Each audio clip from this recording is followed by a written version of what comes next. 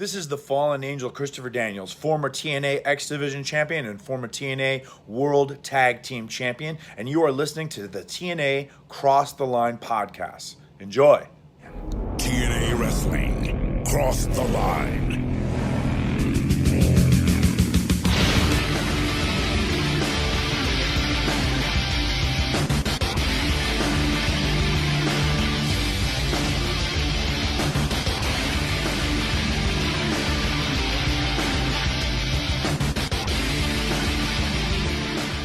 And we're back with episode 154 of the TNA Cross the Line podcast. I am Colling Jr. With me, as always, is Dallas Gridley. And Dallas, we are 2 weeks away from Against All Odds, where Kevin Nash and Jeff Jarrett, the kings of wrestling, explode. It's not the Mega Powers from 1989. No. It's the Kings of Wrestling. NWO 2000 blowing up. The King and the Queen. The King and the Queen. That's right. As DDP said. That is right. That's the main event for Against All Odds. Nash and Jarrett. And there's a whole lot more that we know about, and I'm sure that we will discuss as the show goes along. I'm looking forward to Against All Odds. Dallas, how about you? Yeah. 2 weeks. I was just thinking again this morning, and we're going to keep saying it, but it's just like, I can't believe how fast this stuff is coming. Just like we've told before, peek behind the curtain. We record twice, and then we're doing a pay-per-view. Right. I mean, it's wild to me. It's really, really crazy. Against All Odds is definitely shaping up, I think, to be pretty fun already. So I'm excited to see where this goes. And I guess I'm more curious what they're going to be doing with Jarrett and Nash, because we got 2 more weeks here. So I mean, we did like the press conference to like announce it, and we've kind of already sort of been building toward it more in the background, when they were doing the elimination match for Final Resolution. Mm-hmm. So what else is next? I don't know. I guess we'll find out. Yeah, I know. And what I really like about Against All Odds so far is that there's a diversity of the card. Like there's TNA likes to tend to do stipulations, gimmicks, I guess you could say. Right. And so on the show, we have a Iron Man, we have a Full Metal Mayhem, just a wide range of things. I forgot that match was an Iron Man match. They have 30 minutes. So. Wow. Yeah, so I mean that's pretty good. I think knowing that you have a few stipulations is fun. It's different when it's maybe every match. No, I think so too, and that's going to definitely mix it up. So yeah, I'm excited. Once again, man, these pay-per-views in TNA, especially in 2005, are really going to be picking up. And it's also that excitement of like the first time ever. This is going to be the first ever Against All Odds. And, right. So like that kind of stuff is always exciting too. Right. Yeah, no, I agree. So, but yeah, we're only 2 weeks away. I really don't know what else there is to get to before we get into the notes. Okay, well then wait a minute. Obviously, we should mention the unfortunate passing of Jay Briscoe. Yeah. He passed away. Well, I mean, this is coming out long after, or at least a few weeks after that he tragically passed away. It was, I'm already blanking on the date. January 17th. January 17th. Okay. So we're recording this on the 22nd of January, just a peek behind the curtain. Jay Briscoe tragically passing away in a car accident. And this is it's relevant for wrestling sakes, but it's also relevant for the history of TNA or Impact, because as current fans are aware, he was teaming with Mark as recently as 2022 in TNA, winning the tag team championships. Mm-hmm. But they also appeared, and maybe not a lot of people realize this or remember it, but as we've noted on this podcast, that the Briscoe brothers, I believe, appeared on a weekly pay-per-view, but they also appeared on Explosion. Right. That Explosion match was uploaded by Brian Turner's VHS Rehab, where they fought Divine Storm, which is Chris Divine and Quiet Storm. So you can check that match out if you want to see that. And I don't really remember. I think it was like the third weekly pay-per-view, right, or something like that they appeared on. It was pretty early. It was very early. I was gonna say I don't know how quick I can pull it up here, but in general, obviously it sucks when anyone passes, but it really sucks when it's something like this, where it's just like it's a car accident, and like holy shit, And it's just out of nowhere. Out of nowhere, like it's even worse like that. Yeah, I was just sitting at home. I don't even just mindlessly doing it, nothing. And a buddy from work texted me saying one of the Briscoe brothers died, and I thought he was talking about Jerry or Gerald Briscoe, because he's not independent. He's not an independent wrestling fan. He doesn't really know that scene. He's more of like, oh, NXT and WWE. So when I heard that, I was like, okay, what are you talking about? And then I went on to 411 Mania, and Jay Briscoe died at the age of 38. And I was like, holy shit, I cannot believe this. It was, happened. And honestly, I was shocked that he was only 38. Right? He's a guy that I have been watching, obviously, for 20 years, but I mean, I would have thought he was in his 40s. But you go back and look, really think about it. In 2002, he was 18. And Mark was 17, and he couldn't wrestle in Pennsylvania. So he had he could only wrestle in Massachusetts. He only, Mark wrestled on the one Massachusetts show in 2002 for Ring of Honor, because that's where it wasn't really regulated, and he could do it. That's so crazy. Which is, and it was nuts to even think about. And, Ring of Honor, after probably I would say between 2011 and I would probably even say anything after 2011 is a blind spot for me with Ring of Honor.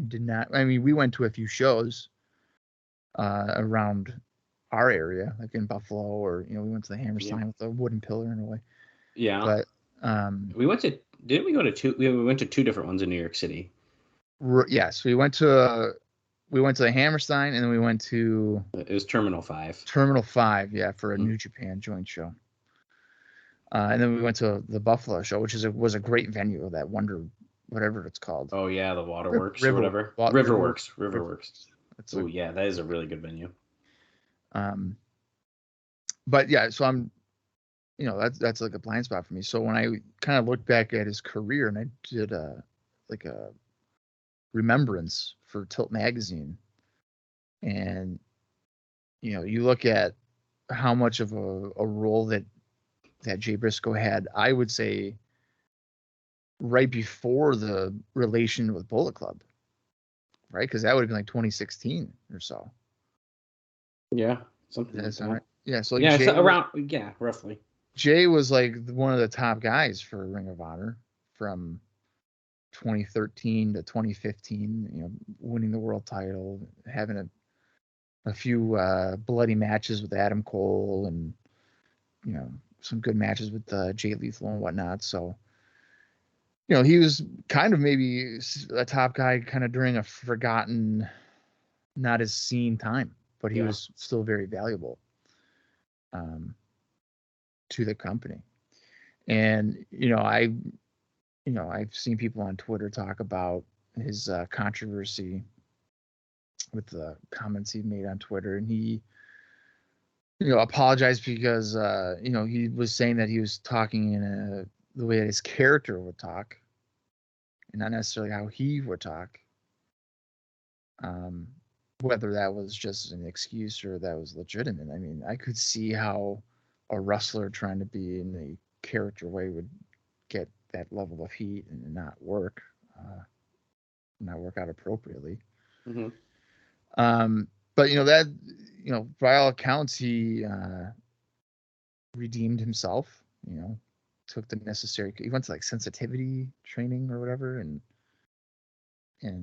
really, according to a lot of people that were close to him, had changed his attitude towards, I guess homophobia or whatever. The exact comments were. So, whether that would just mean it wasn't a character thing and that was just an excuse, whatever, doesn't matter. He definitely changed, and redemption is a thing. And it sucks that comments that he made 10 years ago and he changed himself for the better still prevented him and Mark from appearing on AEW because of the Warner Brothers, Time Warner. Which that's a whole different thing we could get into because I know, and I'm not gonna. I think it's bullshit because they're hypocrites. 100%. The whole slap fucking thing is uncomfortable beyond belief. It's a joke. It's so bad. Yeah, we could. This whole episode could be just anyway. But yeah, no. Just remembrance for Jay. The Briscoe brothers in general should be recognized as probably the best tag team, top 3 of the last 20 years. I don't even think it would be insane to say that. I don't think so either. And what would it be, like the Young Bucks, FTR, and Briscoes? Like interchangeable 3? You said 10 years? I mean, yeah. I would even say, 20. 20? Yeah. I mean, those probably got to be the top, right? As a consistent tag team. I'm not talking about a tag team that did it, 3 times. Or, oh, hey, we wrestled together for 6 months, like Edge and Ray, or no. Angle and Kurt. The only other Angle and Benoit. The only other big team I can think of is like the Motor City Machine Guns. But they haven't fully been together that whole time too. Right. That's what I'm saying. I mean, the Briscoes did split too. I mean, FTR and FTR are a little more on this later end of that too. But yeah, I mean, really good teams. I guess I'll just keep it short too, because unfortunately, I have not either seen a lot of Briscoe stuff. I know everyone can yell at me, but I've also never went out of my way to do so. I don't know what it was. I think for me, it was kind of a similar thing with the Young Bucks for a while, where I feel like everyone was like, dude, the fucking Young Bucks, and like really hyping up the Young Bucks, and I was like, well, I don't want to watch them. Right. And it's just like a band. Like my sister would love a band, but they were unknown. And as soon as they signed on a label or they were on the radio, she's like, well, fuck it. Nope. Not a fan anymore. And it's like, why? Because, now they're big. Yeah. So for me, it's not like I don't think I dislike the Briscoes. Like I'd get if we ever we had to have seen them at one of these Ring of Honor shows or something, didn't we? Oh, I'm sure we did, but which is always exciting. But like I said, I never was like diehard Briscoe fan. I just wasn't. I think it was cool that they came to Impact recently and like won the tag titles and stuff like that. I think that was awesome. So it's like the thing where it's like I recognize how big of a team they are and how valuable they were. And it actually, the stuff that you were mentioning where like Jay had his singles run and he was like feuding with like Matt Hardy and stuff like that. Yeah. Like that stuff, like I've seen some of that stuff, and like I think that's some cool stuff. I really do enjoy that because that's like with when he was like, was he like the iconic Matt Hardy or something like that? Is that when he did that? And he had like the titles, the custom titles they both had, so I like that stuff. I thought that was pretty cool. Yeah. Just to follow up, I did pull up his cage match here. In 2002, Mark and Jay Briscoe appeared on pay-per-view number 4 on July 10th. Well, obviously, I don't know if it was taped or not, but they lost to the Hot Shots by disqualification. And then they appeared on in a dark, which is, I'm assuming, ends up being maybe the Explosion. It's the Lost Boys, Azrael and Gabriel, defeating the Briscoes, and that's on July 17th. And then they actually appear one more time on pay-per-view against Divine Storm on November 27th. Well, the one that Turner had was It might not be listed here. Or maybe it was from the weekly and it was just like the like master footage and not even from the. Oh, maybe. I can check it real quick here too. Yeah, no, I mean so that just the whole thing sucks in general there, but Yeah, no, it definitely does. And it really sucks that they couldn't. Oh no, it says November 27th. So I think it's just the master footage because let's say 8:02:50. No, that's pretty cool. So yeah, it was. I guess it is from a weekly. Nice. Explosion. So I was wrong on that one. Yeah. So rest in peace, Jay Briscoe. His daughter, I believe, is doing better in the hospital. So I think both daughters. Both, yes. And they do have like some sort of GoFundMe, but I can't think of it's a different thing. It's a different thing, and their goal was like $100,000, and then they surpassed that, and then it was 200, and they surpassed that. So they're on their way to like $300,000, which is just shows you that's the one thing about wrestling is like as a community, as a fan base, when there's a tragedy, no matter what, people just come together. Mm-hmm. Absolutely. You know, and you can see how much people care about him. Because, I mean, look, if you go on there, you can see other wrestlers and stuff like they write on it, and it's like it's really sad, but it shows you though how name someone he worked with Ring of Honor, and their name's sitting there. Right. No, it's a really good point. So yeah, it's crazy. Yeah. Well, yeah, I'm glad you brought that up. Yeah, I didn't want to forget that. It sucks because the way we record, sometimes I feel like we do forget about these kind of things, and then it's just like, well, damn. Well, now our episode comes out weeks later, and and it already happened, and we forgot, and whatever. But yeah, well, let's talk about some more fun stuff. Let's talk about some TNA Impact. We got a couple follow-up notes here that will talk about last week's show, which I think kind of goes over the entire card. So I'm not going to do a rundown of that first. If we happen to miss something in what I say, we can revisit. And then I think on this particular episode, there's a couple like random like little one-offs. I think we're pretty much going to do most of these notes before we get into the show, just because they're very random and they're very there's not a lot here. So let's just get right into it. On the January 24th Wrestling Observer newsletter from 2005, since these are taped episodes, he talks about the first show, the second show in like a paragraph. So I've saved the second show part for right here. So it reads, on the second show, which airs on January 28th, Cash and Hoyt, that's right, it's not Dallas anymore, guys. It's Lance Hoyt. They defeated Chris Sabin and Jeff Hardy. Abyss ended up coming out, and he and Hardy brawled to the back, leaving Sabin by himself, where he was pinned by Cash's double arm pile driver, which, of course, is the moneymaker.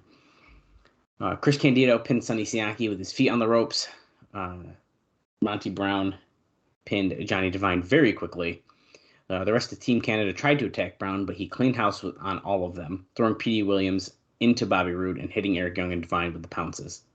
With pounces, not the pounces. Hall then ran in and did a 5-on-1. That's right. Scott Hall was helping Team Canada for some reason. Did a 5-on-1 beatdown on Monty Brown. Then DDP ran out for the save. And Nash also came out. And as Bob noted, he looked pretty unamused that Scott Hall was doing this.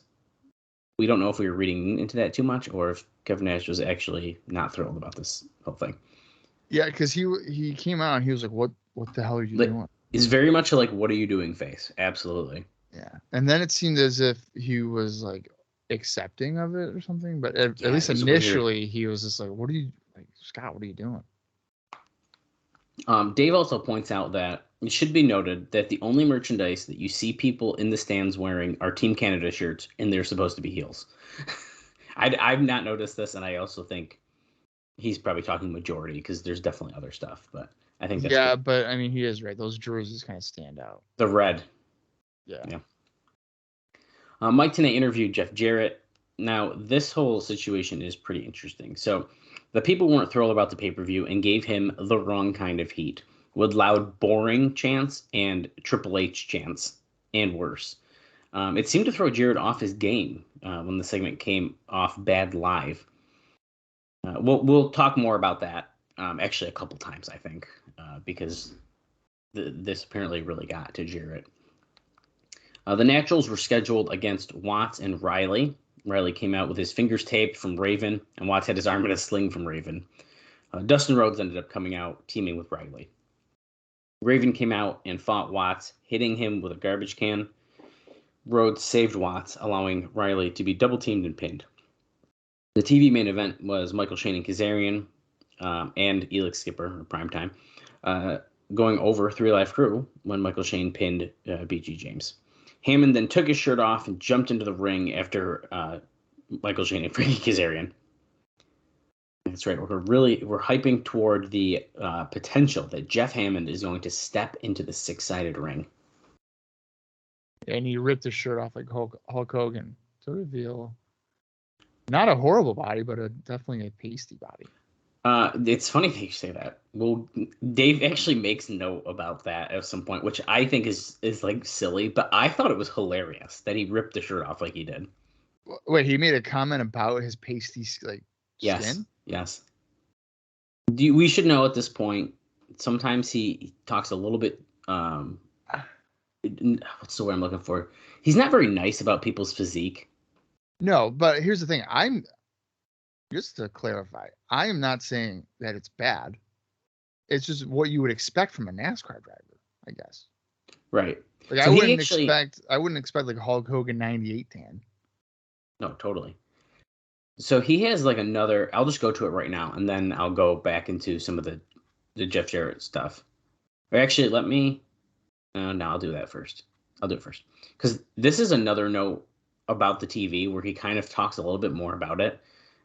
Which it's like weird how he never usually does this. He never usually writes 2 notes about the same TV taping, really. But so I'll just knock through this real quick. So the Cash and Hoyt versus Sabin and Hardy match. So he says that it was embarrassing to watch Hoyt sell, which I don't know why he doesn't like him so much. I didn't notice any issues on my end, but whatever.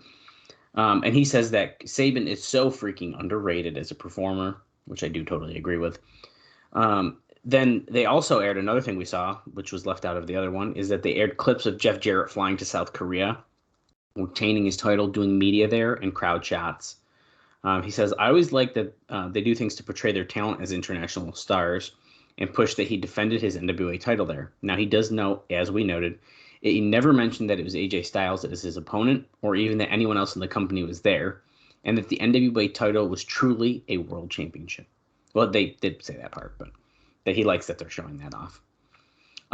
He does say the negative is that they only do these for Jarrett, and he goes, somehow I don't think that we'll be seeing a footage of the place going nuts for Conan's return to Mexico City or Raving tearing down the house down in Europe or Sanjay Dutt in Japan anytime soon. Which is a fair point. It absolutely is, yeah. And I know he's the champion, but why not show off this kind of stuff? So the interview with Jarrett. So this he kind of talks more about here. The other thing that they aired was the interview with Jarrett. At first, the crowd was booing him like they seemed you'd expect for a heel, although the booing was clearly a different tone. But it could have been good heel heat. I don't think it was. He says the what chance when he'd finish a sentence or when he wouldn't wasn't good since they don't do that for anyone else. Boring isn't exactly the chant you want to hear, and the Triple H chants at him were low enough that you could hear them, but you had to be listening for them to catch them, which I didn't notice this because obviously we talk over it too. So if they were you caught the Triple H ones? I think I did, and I caught the boring. Yeah, because he was thrown off so much that you could kind of hear what they were saying. You could hear a little bit better. See, I don't know if I caught on to the Triple H ones or not, but I think I did. Yeah, I certainly believe it because because it's kind of the same idea. You know, Triple H is dominating Raw or has dominated Raw for the better part of 3 years now, and then Jeff Jarrett, arguably for the past 3 years, has dominated TNA television. So it's kind of like he's kind of presenting himself in the same way that Triple H is presented. Now, unfortunately, one is presented better than the other. Yeah, well, that's true.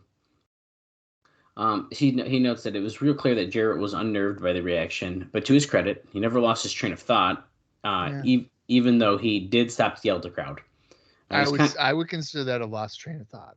Because he had to stop and because you have to, yeah, because I feel like you're regaining kind of what you're doing, what you got to do, because you got thrown off.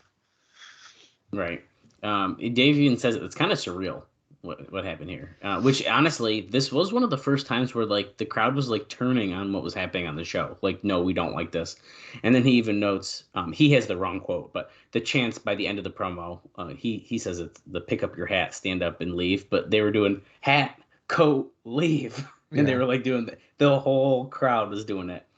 And it couldn't be confused with heel heat, and he knew it. And then, of course, the show ended, as we noted, with 3 Live Crew getting screwed by Kazarian and Shane, and then teasing to Jeff Hammond, who was announcing. Now, here's where Bob must have been reading the Observer before we got on, because he says Hammond got in the ring and tore his shirt off and challenged them. Who thought this was a good idea? Hammond is pretty good size and clearly lift weights, but he's a 48-year-old man, not on steroids, with no tan. Standing on a stage filled with younger men on steroids and tearing their shirt off was not a smart move. Which is quite the shot at pretty much everyone right there, but that's what Dave says. Yeah, but like again, he rips off his shirt. I am not going into this thinking this guy needs to have a tan and steroids. And steroids in this apparently. Stuff. Yeah, no, I wouldn't even think of that. It wouldn't bother me that hey, this guy did that. Yeah. If anything, if it showed that he's fired up and he's ready to go. That's why I liked it. I liked it too, and it has nothing to do. It's not like hey, he has no tan. I just think it's funny that you happen to mention the no tan part. Dave has a thing about the tan, and so does Eric Bischoff, of course. I was just gonna say a lot of people have a thing about tans. Sting couldn't win the title because he wasn't tan enough. Jesus Christ. Yeah. Jesus Christ. Anyway, I won't really reread the other chant stuff about Jarrett. I think we kind of covered that. He does note though it's that he can't imagine them putting the title on Kevin Nash because just putting him in a title match alone may be a decision that they regret. It's pretty clear that Rhodes has that mentality of the guys who can draw being guys with track records. So logic says that if Jarrett loses, DDP, who Rhodes has been friends with dating back to Rhodes' old Florida Championship Wrestling company, is the logical successor. We'll be talking a lot more about DDP potentially being the next contender for the title. I think next week. So, we'll see. Well, you know what? That's interesting that Dusty only wants to use people that are what is the word what I'm looking for? Proven draws, as you said, that have proven to make money, because unfortunately that is not a lot in TNA. So, I mean, we've mentioned Nash and DDP, and I'm not. The irony in all this is that Jeff Jarrett's not a money making guy.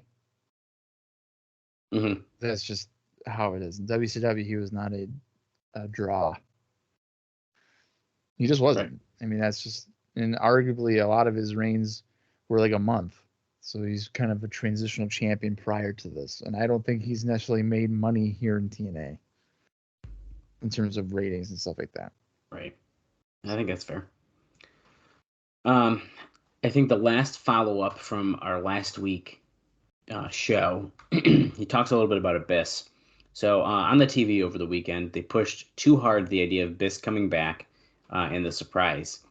The surprise was really only on the people in the company and the internet audience because he'd only missed 2 TV shows, which is funny because here we are being the internet audience on this podcast, essentially being like, we didn't know Abyss was re-signed. Right. This is kind of funny. So basically, the audience watching television honestly didn't really know. But Dave didn't know he was signed either. No, I don't think so either. But I would say he counts as like the internet audience. That's what I'm saying. Yeah, it's like, yeah. That's So he says it's doubtful that any more than a small percentage even knew he was gone in the first place. So he also says, he goes on, this is not all just about Abyss, but He says it was also weird how they were pushing Jeff Hammond so strong as a wrestler. The Hammond and BG James versus Michael Shane and Kazarian match was announced on TV. Aside from the one angle, they were catcalling him from when he was doing an interview. There is no angle, no challenge. It's not like anything that was booked in a manner where anyone was clamoring for it or understanding why it's happening. They pushed that Hammond trains harder than the wrestlers, which only buries the wrestlers. No, So that's pretty much that. But it's a good point. I mean, literally, they did like that one brief encounter in the ring and like the pre-show taping thing, and that was it. And then what was it, last week or the week before? Where BG James was like, "That's right, you want to mess with Jeff Hammond?" They were like doing the backstage interview, and it was like, this is kind of random. I kind of wish I do wish they worked at it a little bit more, but yeah, what can we do? Okay, so we just got a couple more things here, Bob, to talk about. So really not a lot. And then we're going to get into the show. These are mostly quick hitters. So TNA, coming off their second straight 0 thumbs down pay-per-view, had the best rating in history last week, as the January 21st show did a 0.32, and then the replay of that did a 0.33. So our ratings are going up pretty high. It's pretty good stuff. that's not bad. No. It is being reported, get ready for this one, that Hector Garza will not be allowed back in the U.S. for 10 years. So that would be, well, is that 2014 or 2015? Probably 2015, right? All right, 2015. Now, of course, we know there's that one random like Texas one-off thing, which who knows? It could have been like just barely on the border. Right. Yeah. Who knows? I figured it would have been 10 years. Yeah, I think actually you did say that too. So yeah. We have some dates and announcements about our upcoming pay-per-views here. I don't know when they're going to tell us, but here it is. The March 13th and the April 24th pay-per-view shows have been announced for Orlando, so they aren't going to test out at a new location anytime soon. Why risk it at this point when they've got themselves a great pay-per-view atmosphere? Which is a fair point. The March 13th show is being called Destination X, so it'll probably have an X tournament.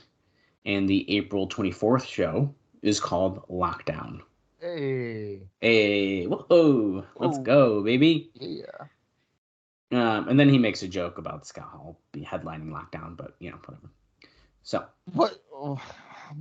That relates to the South jail or something. Yeah, that relates to South Korea stuff. I have a note, but I'm going to talk about it next week. Okay. I think we're going to be talking about Scott Hall a lot next week, but anyway. Oh, that's never good. No, that's not. It's pretty clear that Eric Watts' shoulder injury on the pay-per-view was legit, and he worked the entire match as it was laid out, even though he had only one arm. There's never a question of him going home early because he had that mentality that ending a match early due to injury is equivalent to quitting. So they are confirming the injured shoulder on Eric Watts. And if you've noticed, there is no mention about the rumors of an overdose or anything in this note, which I just found kind of interesting because that seems like a pretty big thing that you'd want to follow up on. Yeah, you would think. But if it was just rumors and everything, what's that tell you? Yeah. Also, I wanted to point out Eric Watts. I don't know if this is really a spoiler. So if it is, sorry, it's been 18 years. But I noticed his match at Final Resolution, Bob, was his final in TNA. Huh. And in his career, he has about 2 more left. Really? And then he stops. Yeah. I wonder if he just didn't need to do it anymore. I feel like that's got to be what it is. I don't think a separated shoulder would end your wrestling career, would it? I don't feel like it would. And by the way, the last 2 are also in 2005. So 2005 is his last year wrestling. So it's Final Resolution. Then he wrestles again in April and then again in December. And that's it. His last one is in that Ring of Glory promotion, which I believe is Vince Russo's show, that's right? and it's a very Vince Russo match. But actually, we're probably not. I doubt we're even going to say it on the show. Indie notes. It's D'Lo Brown and Glenn Gilberti defeating Eric Watts and Mike Sanders. That's his final match. Yeah. The one before that, I think we'll talk about is an indie note. So we'll just wait. Okay. Another pretty crazy news here. Jeff Jarrett was hospitalized on January 25th for doing the Blue Collar TV on WB Network in Atlanta at the old Center Stage Theater. He got an injury to his eye, but it wasn't serious, as he gave a guitar shot and splinter went into his eye. Jarrett, AJ Styles, Abyss, Jeremy Borash, and Don West were guests on the show that were scheduled to air in April. So yes, he got a splinter from a guitar shot that flew into his freaking eye and had to go to the hospital. I'm surprised that hasn't happened more regularly. Right. Really. The amount of times he's delivered a guitar shot. I know. Two more very quick things here, and then it's time, baby. Yes, it is. I was just double checking to make sure. Sean Waltman has talked with Jeff Jarrett over the past week. Dave says he doesn't know when he'll show or if he'll show up on the pay-per-view, but he's anxious to come in and get back to wrestling. And we will have a follow-up to that next week as well, because he did an interview, or not an interview, maybe it was a blog post. Either way. So we'll see what happens if Sean Waltman returns, and we'll see Six back in the six-sided ring. And finally, Johnny Swinger has officially become the first TNA wrestler in history to ask for his release that got it. Really? Yep. He's going to attempt to hook up with 01 Max before trying WWE. So he wants to go to Japan a little bit, it sounds like, before doing his tryout. So that is some pretty crazy stuff there, Bob. Yeah, so I don't know if he gets to 01, but I do know that he gets to WWE. But I don't know how long he is there for, but he's primarily a Sunday Night Heat guy, and he's Johnny Parisi. Yeah, which I actually don't think I ever knew. And then I met Johnny Swinger last year in one of the promos. It was like a WWE promo. And I was like, that's so weird. But I absolutely do not want it. I wanted a TNA one, which he did not have. But right. Yeah, no, Johnny Parisi, yeah. There's like an ECW one with him and Simon Diamond and I think C.W. Anderson or something. So I got that because I was like, well, if I meet the other guys, I can get them to sign it too. Right. Yeah.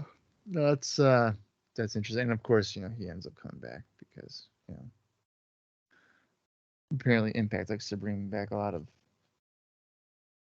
interesting names. Although Swinger's been entertaining. So I don't want to talk about that. Dude, okay, real quick. What's Barry Horowitz doing in the Impact Zone? Okay, dude, we got Santino Marella. We got who's the other person I texted you out? Mike Jackson. No, not even. Well, that too. People like him, I guess, but no. Ernest the Cat Miller. Ernest the Cat Miller. I saw, and then of course now there's a spoiler. At this point, I don't think it's a spoiler when this comes up, but then fucking Barry Horowitz. Yeah. I love Impact. I love TNA. I'm really questioning what I'm doing watching it. Dude, it's crazy. You got people like Moose, Josh Alexander, the Machine Guns, Deonna Purrazzo, Mickey James. I mean, just crazy stuff. And then you bring out Barry Horowitz. You bring out Santino Marella to run the show. Dude, to me, it makes it cheaper. It makes it less interesting to watch. And I'm watching a lot of other wrestling these days. I'm not saying it's going to happen, but you just never know. It's getting hard to make up excuses to watch it. Sorry. If you stopped watching Impact regularly, I'd be shocked. Right now, it's not going to happen. But dude, I keep seeing this stuff, and I'm like, what am I doing? Yeah. When I just watched the episode Impact where Ernest the Cat Miller comes out, and I'm thinking, what am I doing? It's Santino Morella's in the ring talking like a fucking idiot, and he's the DOA. And then he needs the cat to help him book matches. Oh my dude. Yeah, well, good. They come off an awesome pay-per-view. Hard to Kill was awesome. and then they do this. Yeah, well, here's the thing, okay? Ernest the Cat Miller has experience. That's what they're trying to play off of, Bob. It's stupid. Oh, they are for real? Yes. That's why and listen, it might have been a one-off, and that's fine. But it's just like one of those, it's like, it's killing me. It's like, come on, guys. That's freaking great. I don't know. You were a WCW commissioner. You know what to do. Yeah. Dude, they literally were like, yeah, he knows how to make matches. Like, God damn it. Man. Why are we doing this shit? That's great. That is good. All right. Well, one thing we don't have to worry about is not watching Impact from 2005. So Thank God. This week's episode is the February 4th, 2005 edition of Impact. The approximate runtime for this is 44 minutes and 21 seconds. If you want to watch along with us, head over Impact Plus, or it's in your own personal collection. I'm going to count down from 3, and when I say play, that is when we are going to enjoy the continued build towards Against All Odds. So here we go. 3, 2, 1, play.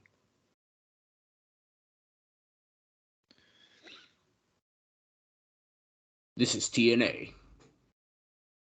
The new face. Oh, here we go. Abyss attacking Hardy. Are they going to show us the table spot? Was that 2 weeks ago? I think it was. Where they threw Yeah, when he press landed him, I didn't think he was dude. going to do it. That was good. Throws Lex Levette out of the ring, that son of a bitch. I think this is the one where he... Yeah, here we go. Whoa! Yeah, I like that. You gotta be kidding me!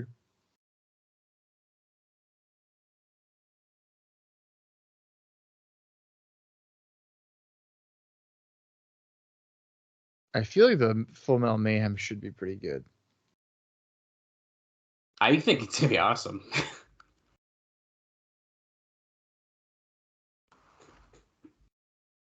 Stage 21. It's total nonstop wrestling impact. Still the same music. Dude, when's it change? Someone's got to know. 2006, 2007, which one is it going to be? No, I think it's going to be when we go Prime. When we get on the Prime network and we ain't paying for it. Mm.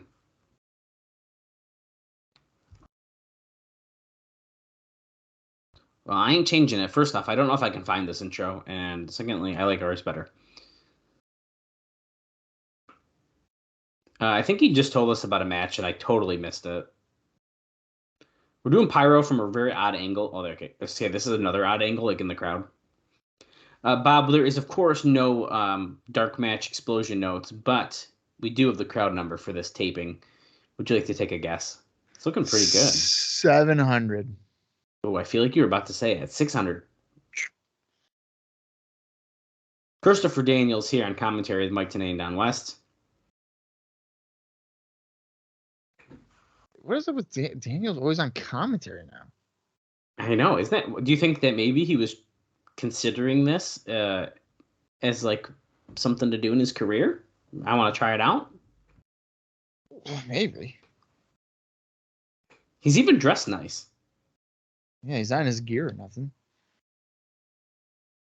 I want to talk to Mr. Daniels as well here. You have a phenomenal opportunity, he says, at Against All Odds. Is that a play on words? I think so. Shark Boy. Shark Boy. I thought that's who it was. I have one interesting indie note here for Shark Boy that I think you'll appreciate. And I feel like I might have mentioned it before, but I'll mention it again. Back on January 8th, Shark Boy defeated a wrestler by the name of Ken Scampy in a fisherman's death match for cyberspace wrestling. What is that? I don't remember. I mean, what's so stupid is I'm pretty sure I've watched that match. I love that. And reviewed it, but yeah, it was a fisherman. I think it was like a fisherman like net or something. Yeah, I was gonna say it's got to be. His opponent, by the way, is Petey Williams, who looks very odd without the X Division title. He's had it so long, he's just not used to this. Yeah. He also has an indie note, a couple of them actually. Back on January 19th, he defeated Chris Sabin for BWCW in Gaylord, Michigan. And then on January 21st, Bobby Roode and Petey Williams retained the BCW Can-Am Tag Team Championships when they defeated Chris Harris and Triton.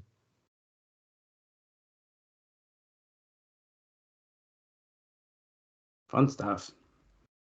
Shoulder block, taking on Petey Williams. Oh, then he ducks the back elbow, and then he goes down. Petey Williams going off the ropes. Oh, shoulder block to Shark Boy.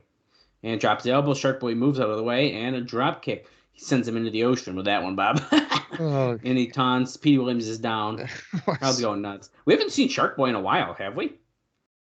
No, it's been a while.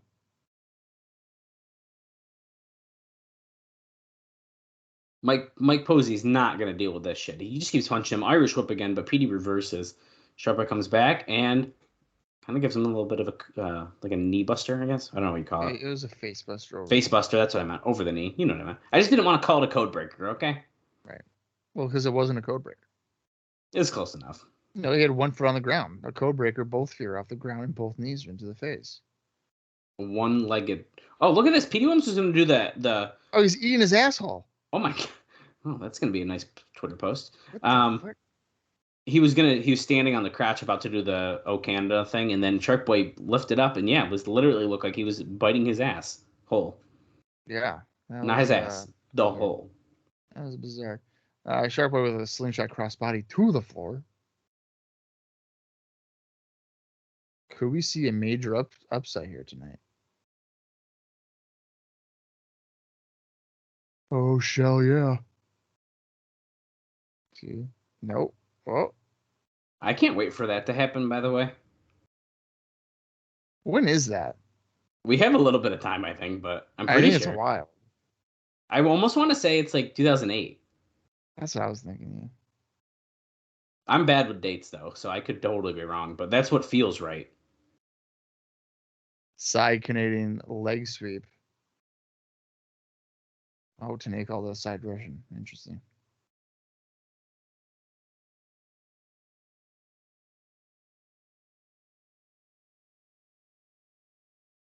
Elbow by Petey. Flips over Shark Boy, going for a vertical snap suplex. Holding on like he's Eddie Guerrero. Nope. Switched again to a back suit. No, he's gonna crotch him. Oh, is it Trio Woe again?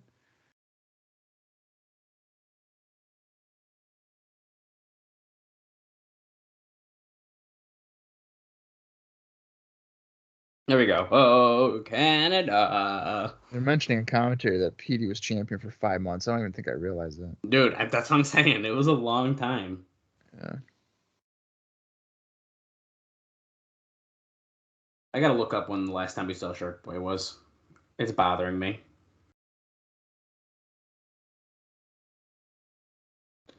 That's the Fox box at the top of the screen.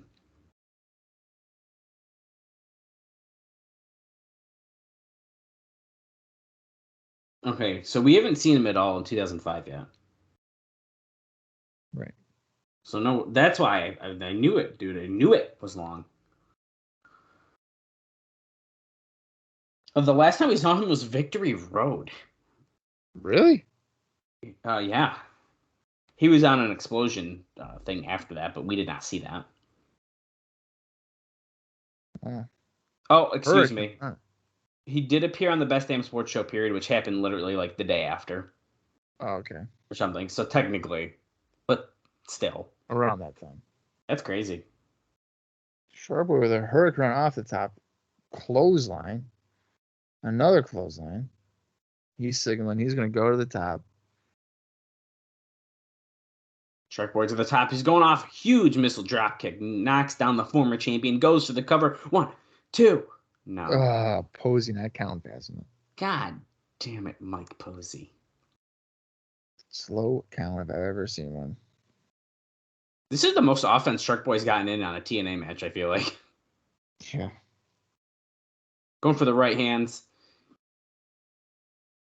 Going for the 10th punch, but he bites him.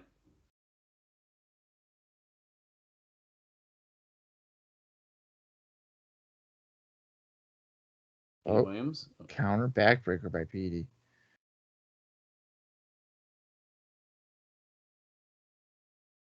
Here we go. Is he going to signal for it? Here we go, the Destroyer.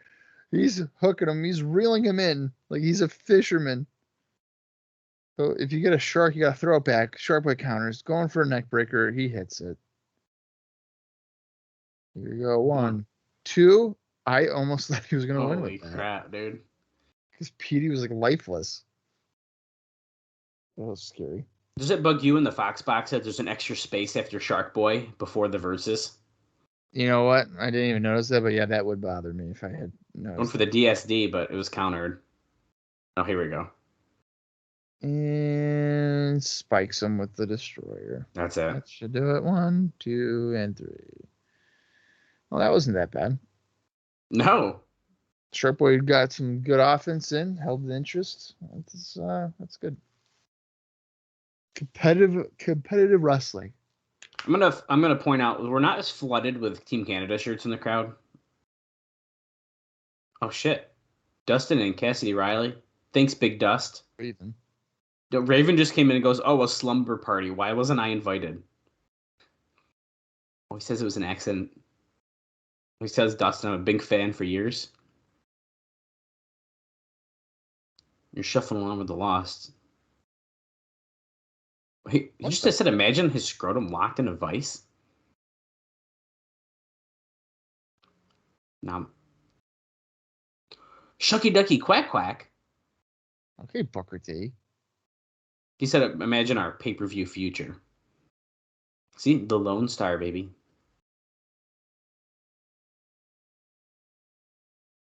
Always protect yourself. Cassidy Riley, he's got a good look. Mm-hmm. Like a pretty boy, like that pretty boy look. I wouldn't be opposed to having them try to do more with him. And maybe having him with Dustin as an example of that happening. Right. Is this Lex Levette again? No, dude. This is one of my favorites. It's Buck Quartermain, who looks fucking jacked. Buck, you don't look into the camera. Oh, my God. Come on, man. This is basic 101. He looked right at the camera confused. I don't know if we knew it or not, but they just said that Raven and Dustin Rhodes is happening against all odds. Well, I think that's what he meant by pay-per-view. I know that, Bob. But they officially just announced that in commentary. Act like you know what you're talking about. AJ's indie notes here. We've already known this about 15 times, but on January 22nd, he lost to Jeff Jarrett, NWA World Title match for NWA Mid-Atlantic in Sewell. So, there you go. And that's all the indie notes for today's episode. So. Oh, wow. I am. You are, I am. He does look good with that X title. Speaking of the X title, have you bought yours yet? No. That's disappointing.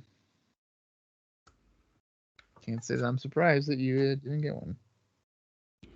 Yeah, sorry. Oh, Buck Quartermain. Whoa. He goes for a back suplex, but AJ Styles does not let go of that headlock. No, he is determined. He knows that Buck Quartermain is a serious threat here. Do you like that they have to write the phenomenal AJ Styles? So the names on the Fox box are very small? Yeah. Yeah, I did notice that. Oh, slides under, comes back, scoop, and slam by Styles. Do you think that if Buck Quartermain lasts 10 minutes, that he will be inserted into that Iron Man match and it will be a triple threat?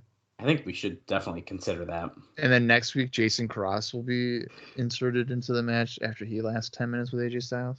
Wow. And then we're going to have AJ against Daniels, against Cross, against Quartermain. I like what you're thinking. And then it's going to end in a Whoa. There's a match. Bobby Roode and Scott Hall are teaming up. And I missed. Is that against Monty Brown and DDP, maybe? I missed the first names. Yeah. We're seeing our match just scroll across the bottom. Look at Daniels is yelling at Styles and Buck Quartermain. Bring it. Let's be real. That's why he's on commentary. He's going to interfere in this match, probably. Oh, I'm sure. Yeah. I had something else I was going to say. I lost my train of thought with that one.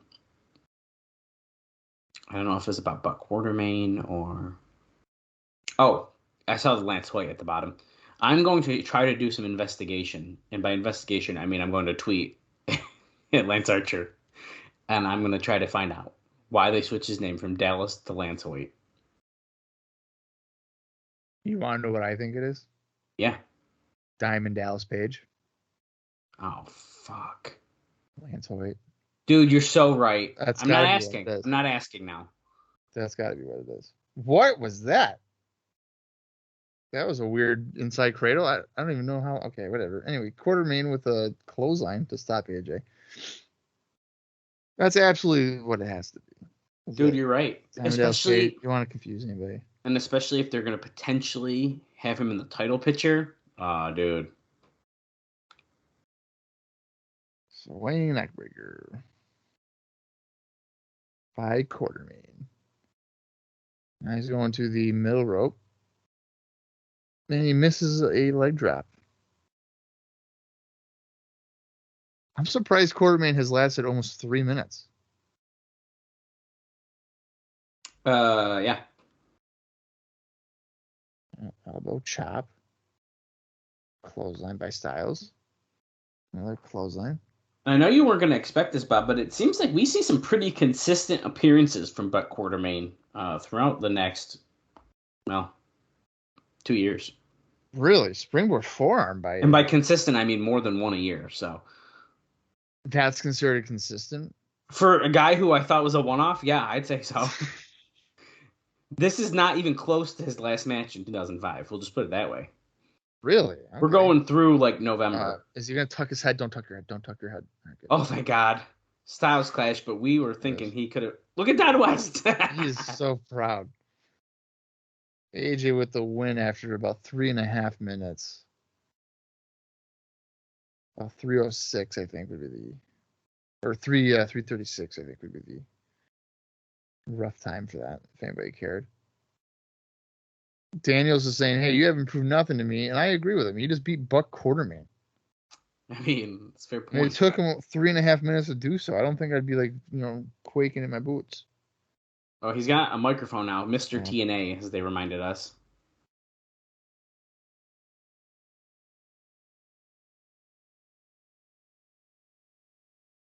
Oh, you want to do this little commentating, but what you're trying to do is scout AJ Styles. What's stopping you from getting in this ring and showing everyone around here who the real X Division champion is? So he's challenging him. Get in the ring. Mm-hmm. Laying down the title. Will he cross the line? Will he get into the ring? Daniel says that's exactly the response that I expected from a spoiled brat like you. Mm. TNA has given you everything you've ever wanted. Dusty Rhodes has been handing you everything, so that's a little peek behind the curtain. I guess he's also the authority figure on TV, though, so never mind. But right. But it's kind of fun that he's also the booker. So he's like, you're going to wait till against all odds. Ducking you? You don't even believe that. I've never ducked anybody in this business, and I'm not starting now.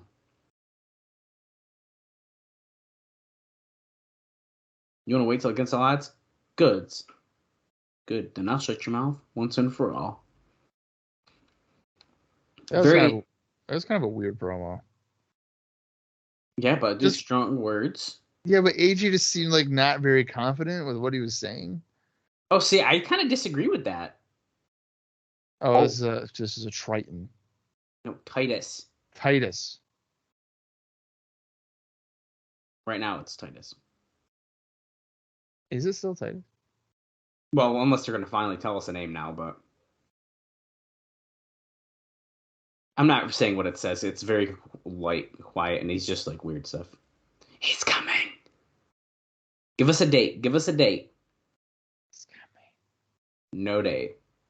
No, see the thing. Nothing. The thing I thought maybe they could put his name up there, but it's just Impact. The thing with what AJ was saying, like he would say like a word and then pause and then like. No, okay, I see what you mean. Yeah.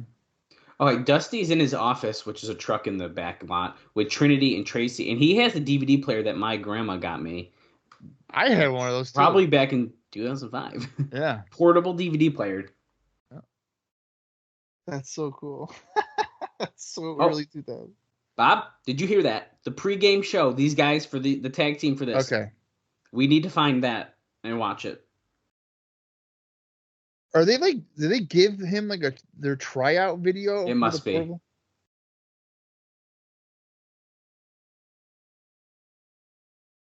There's business they got to take care of in a little while or something. Yeah, so it sounds like they kind of were giving a tryout tape to Dusty. So they told us that we were going to find out who it was, essentially, but instead we don't get to know. Will get to watch the tryout tape himself. And here comes David Young. This show just keeps getting better. 7:30 Eastern. Young. So this is the first time, Bob, that they are announcing a pre-show. David Young facing off against Jeff Hardy.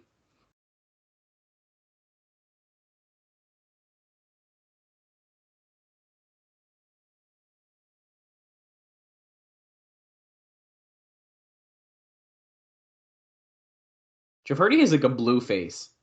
An orange neck. Well, this is quite the look.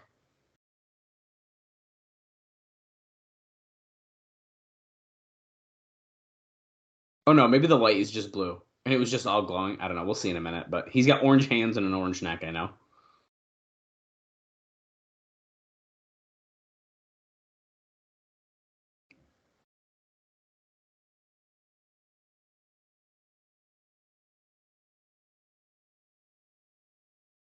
It's kind of crazy because the crowd definitely does not seem to give too much of a shit about Jeff Hardy. Okay, his face is not blue. It was just glowing. Yeah. Oh, Whisper in the Wind. David Young attacked him into the entrance, but Whisper in the Wind just got nailed.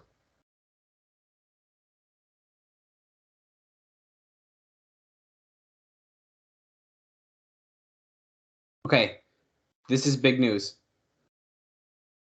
The Hardy versus Abyss match is now a number one contender match. There's going to be 2 envelopes hanging up on the ladder, and there's a number one contender contract for a title match in the future. But did he say on Impact, it sounded like? Yeah, kind of. But I don't know if, like, the way he said it, I don't know if he meant that. Right. Because, like, that makes me feel like we're going to see Jeff Hardy lose to Jeff Jarrett again on Impact. Right. 1 win in 2 years for David Young is what has just been reported on commentary. Oh, my God. That's fucking crazy. That's just amazing that you would still have, like, a roster spot. And not be, like, considered a Buck Quartermain or something after you had 1 win in 2 years. At some point, the credibility by fans, like, right. You're done. Like, could you, if he were to beat Jeff Hardy here, like, Jeff Hardy would look like not good. It'd be real bad. Speaking of David Young and his 1 win over Glenn Gilberti, I mean, since Swinger's gone, I mean, is Gilberti done? Like, are we done seeing him? Oh, we might be, yeah. I just thought about that. Yeah. At least on television. Yeah. As a regular competitor. I need to confirm this news. But wasn't his back, like, all messed up anyway? Yeah, he wasn't doing very well.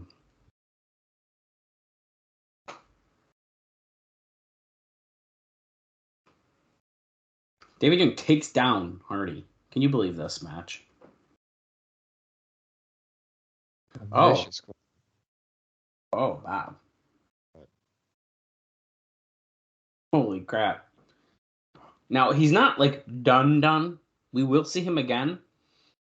It's just going to be, like, 2 years. Right. I knew that. But and in terms of, like, 2005, they were not seeing. And then after that, Bob, it's going to be almost 10.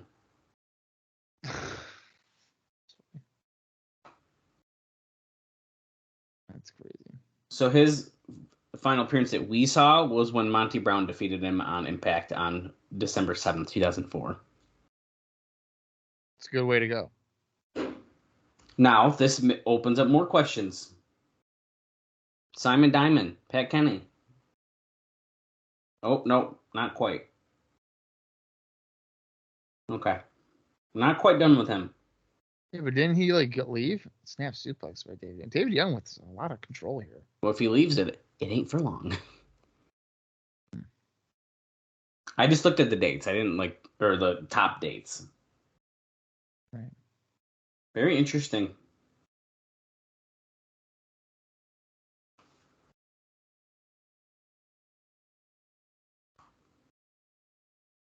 We're going on 4 minutes of a David Young Jeff Hardy match. Right now, 4 minutes. Jeff Hardy having a tough time with David Young, folks. I keep missing what's in the second envelope. They just were talking about it again. So there's 2 envelopes hanging above the ring. One has the title match. The other one has something else or nothing. You have to pick which one you choose. Yeah. And Don West was saying you're going to be mentally exhausted if you pick the wrong one. You get up there and you don't know. Oh my goodness! Bob, You're telling me right now that this is basically like that feast or fire thing, but with an envelope and a ladder match. Bob, do you know what company we're watching right now? It cannot just be a normal Full Metal Mayhem match. No, right. There has to be the risk that you will not get a title match. When you climb up a ladder, you have to pick an envelope. TNA is the type of promotion where there'd be in a ladder match there's 4 ladders, but only one of them where all of the steps are intact. All the other ones is like the Benoit Jarrett one. Yeah. And they break as you walk up. Yeah, it's gonna break at some point to where you can't finish climbing. I'm surprised that has that ever happened again? Or the steps break? Yeah, I was listening to a podcast where one happened with Big Show. But I was just gonna say Big Show, and then Bruce he gets was I think that was staged, that was supposed to happen. Well, yeah, so was the Benoit one. Right. Yeah, but somebody was acting as if they broke because he was so big. But he's like, you know how sturdy a ladder is. Well, yeah, it's still that was the gimmick. Right. They were doing it differently than the Benoit Jarrett thing. Right. Whereas Big Show was so big and he had to get his own ladder. I remember. Right. Yeah. Hardy has a chair set up, and now he knocked down David Young. He's going to the top rope. Swanton. This is quite the camera shot. What's the chair do? What is the chair doing? David Young was trying to use it, and then he failed. Yeah, but then he just set it up. Yeah, but now he's gonna probably Full Metal Mayhem, dude. Oh, he had it on the wrong side, Bob. Yeah, he did. So he moved it, and he just launched himself onto Abyss to the floor. He did very casually move it. I mean, it didn't look bad that he had to move it, but...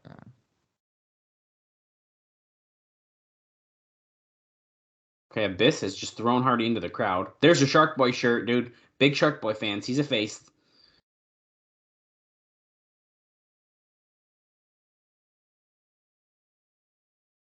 No security holding anyone back. It's very different than the Asylum.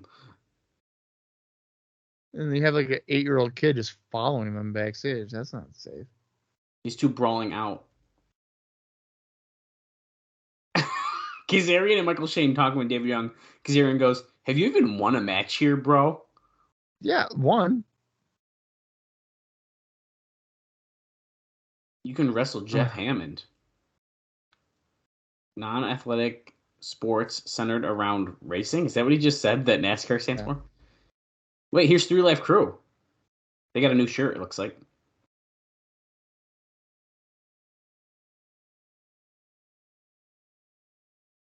You couldn't beat Jeff Hammond's butt if the other half was helping you, or half of his butt. David Young, don't just talk about it, be about it. You just wrote a check your booties can't cash. Wow, dude, this is... They're saying Jeff Hammond was talking about his mom. He's like, what? My mom? Okay. Why would Jeff Hammond talk about David Young's mom, of all people? Okay, it's official, Bob. Next week, as Lex Levette makes his way to the ring, is David Young versus Jeff Hammond. And, okay, this is odd placement because now Abyss is coming out. This is bad editing. Yeah, He just brawled backstage with Jeff Hardy, and now he's walking back down the ring for a match against Lex Levesque. And Lex Levesque immediately hits him in the ring again. Dude, we've been doing this in almost every match. It's like the job guy starts attacking the other opponent before their entrance. This isn't a match that we've already seen, is it? I don't think so. Oh my god. Okay, shock treatment.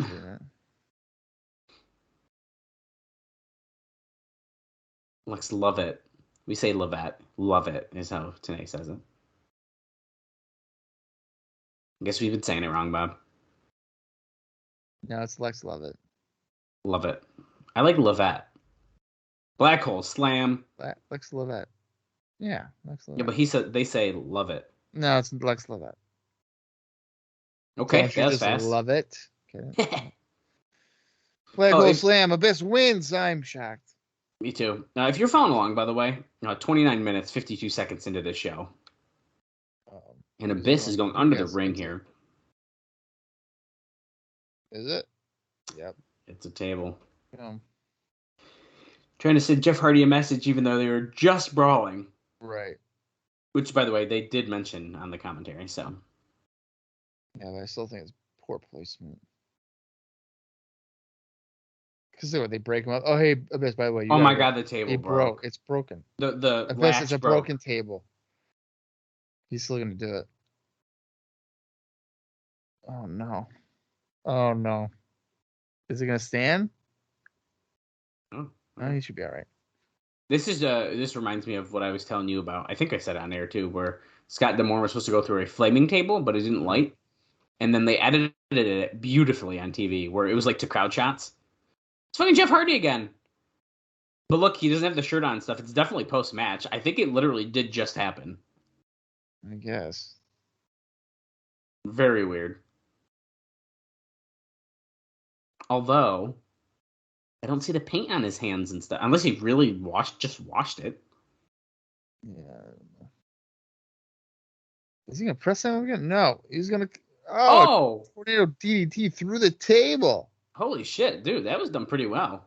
It was. Look how the table's like not falling. That one, the other leg is doing better than the one that has the hinge on it. That one fan was shocked. Dude, me too. That was like the Undertaker getting pinned at WrestleMania kind of shocked that guy was. Oh, yeah. That guy was, yeah. He was not expecting that. Holy shit. What did I say? Hardy fears my what? I don't know. I was just wondering the same thing. I didn't get to read the bottom part. Full Metal Mayhem coming up at Against All Odds. Anything metal is legal. I think it's important to note that Abyss happens to come onto the ring with something that's metal. Yeah, a chain. The Alpha Male Monty Brown and Diamond Dallas Page. They're fighting the Naturals in the main event here tonight. Wow. That sucks, because that means the Naturals are probably losing. Yeah, I've been thinking a lot about the Naturals, Bob. I'm assuming we still have quite a bit of time left with them. But I kind of feel like we've already reached their peak, which is kind of sad. I hope that's not true. And I don't say peak as, like, how good they can get, but, like, their booking. Like, yeah. I know that later on here, let's just say that I know that there's other times where they are a focus. That's what I'm hoping for. Oh, the massage area backstage. Kevin Nash getting massage backstage here.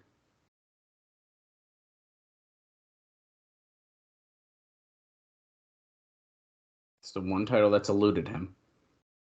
Face down getting a massage. What a great job. He got paid to get a massage.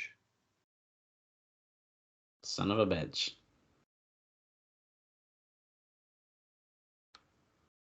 Oh, shit. Jeff Jarrett just tried to hit him with a guitar, and he knew because the lady backed off. And he hit the bed, and Kevin Nash was in his undies, thank God, underneath that towel. I thought he was going to be naked. I kind of like that. Jarrett tried to take him out. I kind of liked it too. I like that he looked up and he knew that since the Musu Something stopped, was wrong. probably looked scared that he was right behind him and he moved just in time. 13 knee surgeries. And yeah, it looked like Jarrett was trying to hit his knees. Yeah, it did. The Naturals just made their way to the ring. And here comes the alpha male, Monty Brown. Ooh, wah, And there's a little pyro.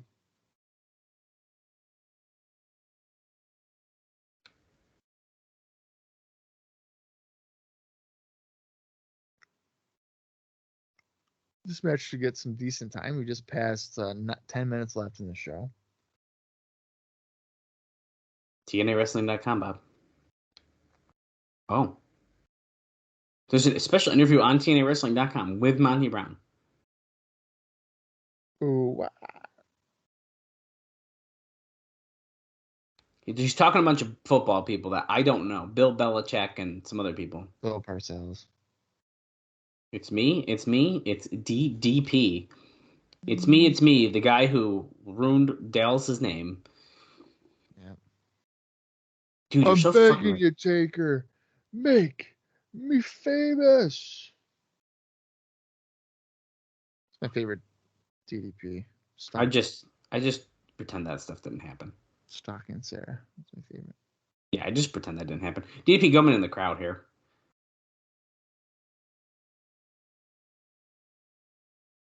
Bang!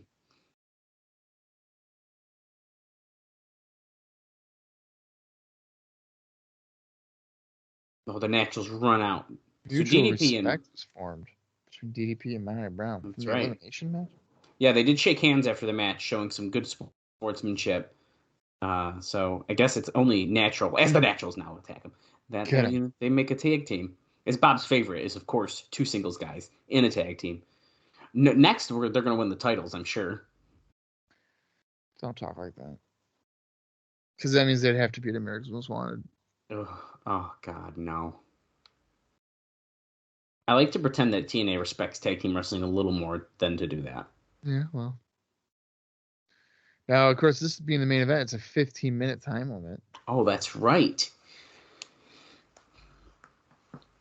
Oh, Tiesca's clothesline by DDP. That was pretty good there on Douglas. Monty Brown. Holy shit. Back by drops. Douglas onto Stevens. Over the rope to the floor. And they made a good point in commentary. This is their first time as a team, DDP and Monty Brown, whereas the Nationals, of course, have had a team for many years. Whether it's Indies or TNA, it doesn't matter, but they are more familiar with each other. Going to commercial. And we're back from commercial. Ooh, I was going to ask you a question earlier, and I forgot, but now I remembered, so... So, I've been seeing actually more than one person mention this. So I saw it on Twitter again. People are saying, who is your TNA Mount Rushmore? And I think it's fun because I think there's a lot of different people who could be on it. Great question. Yeah, I've seen that as well. I keep seeing people being like, who's your TNA one, like specifically, which I find really interesting that people are just randomly talking about TNA, but the amount so it encompasses the one I retweeted on our Twitter at Cross the Line TNA, in case you don't follow us there, from the Black Label Pro Mikey guy. I actually his I might have to agree with his. Well, hang on. If Black Label Pro Mikey listens to this show, like legitimately listens, first of all, hello. Secondly, I saw that I think it was him, wanted to book Jesse Goddard's for Black Label Pro from Big Brother. And I say, you should do it and then put the heavyweight title on him. Okay. Oh my God. Go ahead.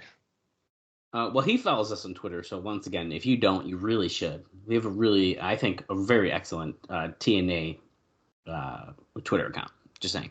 And if you're not on Twitter and you're on Facebook, though, you can like us there as well at TNA Cross the Line Pod. Just saying, Chris Harris follows us. I'm just saying. Friend of the show.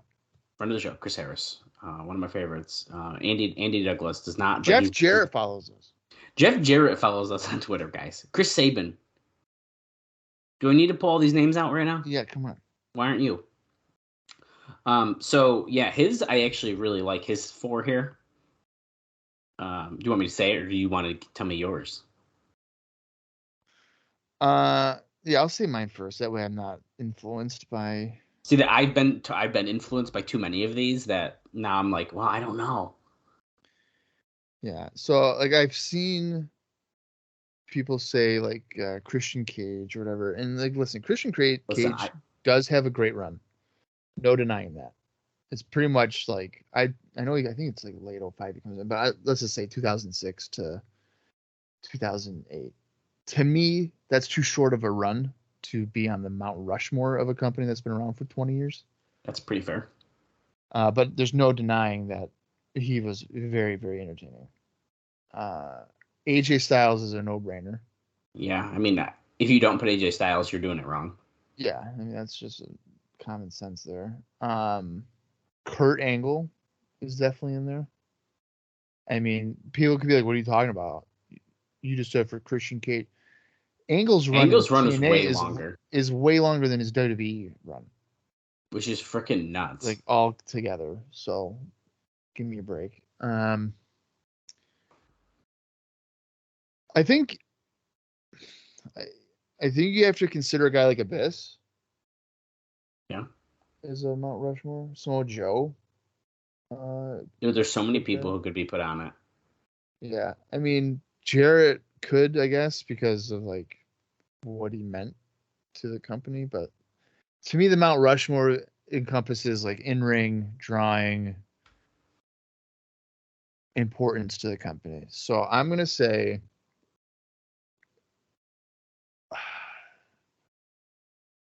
All right. This might be a little controversial, but I'm going to do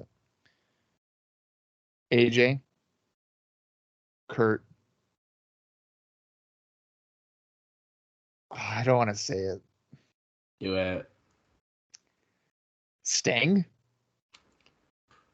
I mean, Sting has a really good TNA run, I think. I mean, yeah, I don't know. I really like it, and I'll say Abyss too. I wish I could put a tag team on there, but well, if you could, Saban would be a great option. Right. By the way, I feel like this main event, as a side note here, has been a little bit slow, but the Naturals have had control. It's been a lot of submissions, choking DDP in the corner, and now Andy Douglas is in the ring with DDP, and now he just takes Jay Stevens back in. Mikey's 4 people, and like I said, I almost feel like I sort of agree with his. He has AJ Styles. He does have Jeff Jarrett, Abyss, and then one that I guess I didn't think of right away, but totally makes sense, Gail Kim.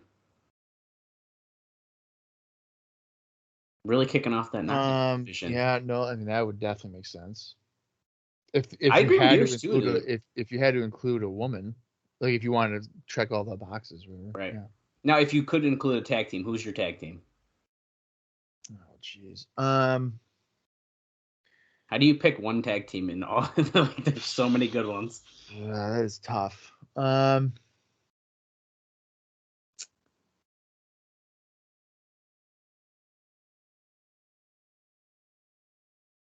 don't know. I mean, Motor City Machine Guns is up there. I would say America's Most Wanted, but again, what was that? That was weird. That was a weird looking back. Okay, so it looked like. Okay, so yeah, I guess it was a backdrop into Andy Douglas, but I thought he was trying to help his partner, but it looked like it was supposed to just be a big back body drop. But yeah, it just looked weird. Monty Brown gets tagged in now. America's Most Wanted should be in the discussion too, but again, I mean, it's almost too short. It's almost too short. But the impact that they had in the time they were around. In the time, yeah, they were like the first, like the team. Monty Brown cleaning house, by the way, wicked fast. Back body drop here. Now he's got Andy Douglas, and he's press slamming, and he's gonna hit that fall away slam on him. Boom. I think if you're gonna go like more like long term, the thing that's nice is the Motor City Machine Guns not only are a great team, and the Pounce got hit on Chase Stevens. Not only are they a great tag team, they've also been in the company for longer than they've been a team. Andy Douglas gets hit with a diamond cutter. Monty Brown getting the cover. That's it. Oh, that pretty much went as I expected it. Pretty slow, and then the heels dominate. And then it picked up right at the end. Yeah, not bad. No, I mean the thing with Jarrett and the Mount Rushmore thing is like he's only in that. Oh, Kevin Nash. Wait a second. Kevin Nash is potentially walking around in his undies, and naked? he's got a towel. No, he's got a towel. Is it going in slow motion, or is it just me? No, that's him. Oh wait. Oh no, it was the video. Okay, that was funny. Okay, weird. so it slowed down as he was going into Jeff Jarrett's locker room, and I like it. I like the tease there. I like the tease. All right, continue on. This is a good conversation in the Mount Rushmore thing. So I have a tough time with putting Jarrett on there just because he inserted himself into that role of like, I'm the man, I'm the main event, whatever. That's fair. And like Sting, people again, like Sting is he wasn't there that long. Well, he first made his appearance in 2003, full time and starting 2006. And he's there for what, 10 years? He's there significant time after that. Yeah, I mean, he's there again longer than the WCW run, when it's just known as WCW, not NWA. When it's like officially WCW, and I believe that was in 93 September, when they break away from the NWA and like the whole Flair Root thing. So that's 93 to 01. That's 8 years. Less than that, really around 7.5. And then in TNA, he's there probably like 10 years if you put it all together. So again, I think that's a justifiable thing. Gail Kim is a really good one. I mean, Kurt has to be on there. He has to be. Did he have Kurt on his or no? Not on his. That surprises me. There's someone else, and I don't know where. It was some random Facebook page I saw share it. And theirs was like, theirs had Christian. I think it had Kurt and Samoa Joe. And that was the first list I was like, Yeah, Christian's is not. I don't know. I see why people say Christian, but yeah, Kurt's is like, oh, look, I found it. Okay. This is apparently Rich Swann. It's a quote from him. I didn't realize this. Okay. I think this is the one I was thinking about. He says the TNA Mount Rushmore would definitely be AJ Styles, Samoa Joe, Sting, and Christian Cage. I feel like if you replace Christian with Angle, that's not that bad. You absolutely have to put Angle on there. Just his impact on that show, no pun intended. From as soon as he gets in until he leaves, it's like, I mean, he made that show for that era or that time. It brought it to the next level. Yeah, right. Like it gave credibility to it. When we get there, we'll discuss this more obviously. Spoiler alerts, sorry, but I don't care anymore. When he jumped ship, it solidified, I think, TNA as a place to go to. Now, of course, Christian had gotten there before, but I mean, he wasn't a main event guy. Right. Kurt was the first real main event guy to do that. So I think he's absolutely on the Mount Rushmore for Impact. I think there's no doubt about that. Yeah, I think you can't really argue that. Like Samoa Joe is arguably one of the first. Well, I mean, I know he's a star in Ring of Honor, but in terms of the national exposure, they do pretty fucking well with him for a long while. So right. AJ and Kurt are, I think, your obvious ones, and the other two spots you're probably interchangeable. I think that's pretty fair to say. You know, whether you do Sting or Gail Kim or whatever. Yeah, I think it's all fair to say. Even maybe include Jeff Hardy on that. You could. In terms of overall, like once it kind of, I mean, eventually settled down on it. Yeah, so. Oh, that was fun. See, I wish I brought it up sooner. Well, I forgot what my question was, and then it came to me. There you go. Well, Bob, to kind of wrap this all up here, what did you think about this episode of Impact just 2 weeks before Against All Odds? Well, I am going to say that it wasn't one of the better ones. I'll say that. I mean, Petey and Shark Boy was good. That was fine. Right. And then I don't know. I mean, the main event was pretty fucking boring. That's just how it was. But I mean, that's the Naturals having to wrestle that style for Page and Brown. I mean, Right. That's the victim of circumstance of your opponents. I do like the Jarrett trying to sneak up on Nash to add to that, and then we close the show with a teaser like, oh, Nash is going to the locker room now. That gives us a reason to be like, what the fuck? What's going to happen? Right. What's going to happen next week? Now, what I think is going to happen is he's going to open that door, and Scott Hall is going to be in there with Jeff Jarrett. Oh shit! That's what I think is going to happen. Oh, he's wow. going to be like, what? What are you doing? Wow, dude. You all do, bro. We're just bros. Blah blah blah. But I think that is going to be a layer there. Ooh, okay. Another like wedge between everybody. Wow. I did like the Daniels AJ thing. I know you said that it felt like Styles wasn't super confident in it, which I see what you mean. But like, I don't know. I'm excited for that match in general. Maybe that's where my excitement in general just came from that. But I like when a guy lays down the titles. Like, come on. I don't know why. Yeah, but then like the promo is he's like Dan is like no like we're gonna wait for Against All Odds or whatever. Well, yeah. And AJ's like you want to wait for Against All Odds? Well, good. Because and Against All Odds, I'm gonna shut your mouth once for all. But I gotta say, just fucking dive to the floor and brawl with him or something, I don't know. Right. Well, that's a good point. If they ended like that or something, that would have been kind of cool. I do think, I think at this point, Styles is still not very strong promo. No, so, but the thing is, like, I felt like that was a little bit better than some of the other ones he's done. I think he struggles with a live audience, like in the ring. So you think maybe he's better in the backstage stuff? Yes, that's fair. Also, the Abyss and Jeff Hardy stuff, besides the poorly planned timing of the way they aired it, the brawl is exciting. I think that match I'm very excited to see at Against All Odds, the Full Metal Mayhem. I agree. Yeah, I think that will be pretty good. Now, are they going to do another the placement week? Of those kind of weird. Are they going to do another week? I almost wish. Well, yeah, Dallas, because they've done a chair, a table, and now we need a ladder. Oh, fuck, dude. Damn it, you're right. Damn you. The thing is, I was going to say, now it's my whole theory's gone here. I was going to say, I wish they saved the Abyss part of this show for the next show. Because, like, I don't know. We're definitely getting a fucking ladder, dude. Damn you. You have to. If either one of them are wrestling on the next show, we're going to get there's got to be a ladder involved.